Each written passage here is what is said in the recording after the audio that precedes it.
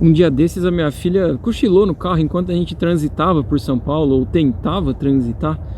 E aí de repente ela acorda e solta uma assim, né? Olha, hoje é dia 25, falta 2 dias pro irmão fazer aniversário, para ele completar, né, mais um ano ali de vida.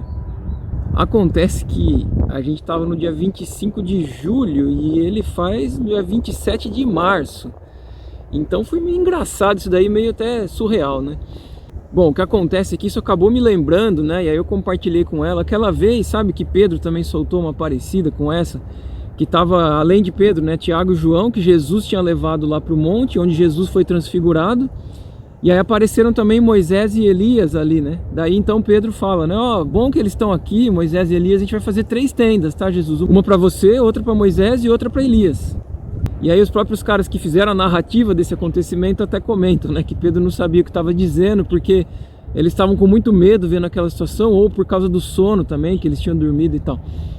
E essa é a parte engraçada desse acontecimento aí no monte, mas a parte importante, e é isso que eu venho compartilhar mais com vocês aqui nesse vídeo, é a seguinte, né, que aparece ali uma outra voz, uma voz que vem do céu, falando assim, ó, esse é o meu filho amado, ouçam a ele. Então você vê, o pai vem falar ali com todo mundo que estava lá e com a gente que recebe também essa mensagem hoje, trazendo a parte mais importante da coisa. Ó, Jesus, esse aí é o meu filho, escutem a ele. Então isso para mim faz pensar, né, puxa, tá aí, ó, o filho tá aí, ouve o que ele diz, quer dizer, buscar ouvir, saber escutar Jesus também. E puxa, isso é muito bom, e fazer uso disso, né? E a respeito desse ouvir aí, que também compartilho um pouco a partir de agora nesse vídeo aqui, né? Então você vê, estavam ali com Jesus Moisés e Elias, e uma das coisas que a gente pode pensar sobre isso é a lei e os profetas ali acompanhando Jesus junto com ele, no sentido, e aí o pai vem e mostra, ó, esse aqui, a ele você ouve, Jesus. Então assim, pensar, né, na lei e nos profetas, apontando para ele e acompanhando ele, estando ao lado dele, para que a gente ouça a ele. Então fazer uso disso, né, tirar bom proveito disso nesse sentido. E a gente pode, vamos dizer assim, expandir isso também e perceber que também estavam lá aqueles 3 que Jesus tinha chamado para estarem com eles, Pedro, Tiago e João, que são enviados dele, afinal apóstolo significa enviado. E esses também, ao cumprir o envio de Jesus, eles também apontam para Jesus, né? Então você tem de um lado a lei e os profetas apontando para ele, de outro depois na sequência do tempo, mas apontando para o mesmo, que é Jesus, que é o centro, aquele quem o Pai vem e fala, ouçam a ele.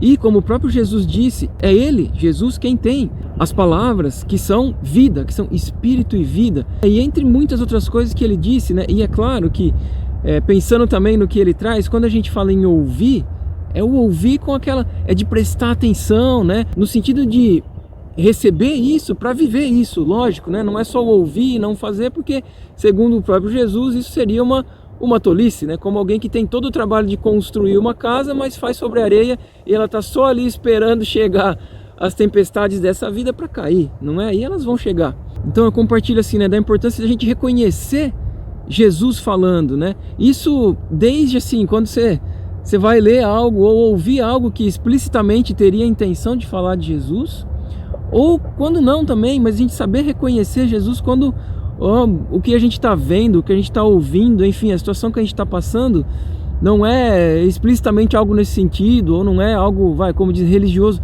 mas a gente saber reconhecer também a voz dele, para andar nessa palavra do Pai, ouçam a ele, então saber ouvi-lo, né?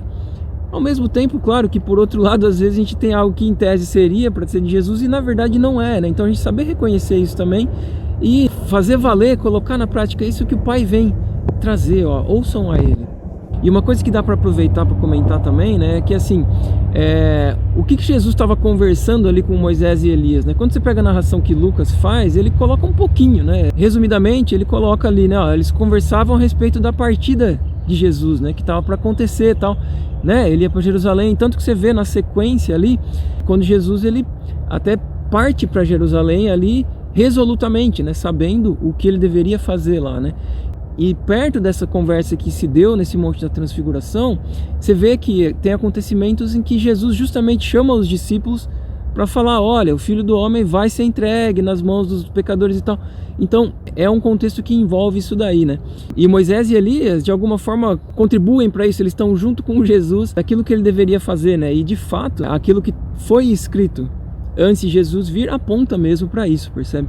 Não só por Moisés e Elias, né? Mas tudo aquilo que Deus fez chegar às pessoas e faz chegar até nós hoje, falando a respeito do que aconteceria com Jesus e que hoje a gente já sabe que aconteceu e tudo continua apontando para ele.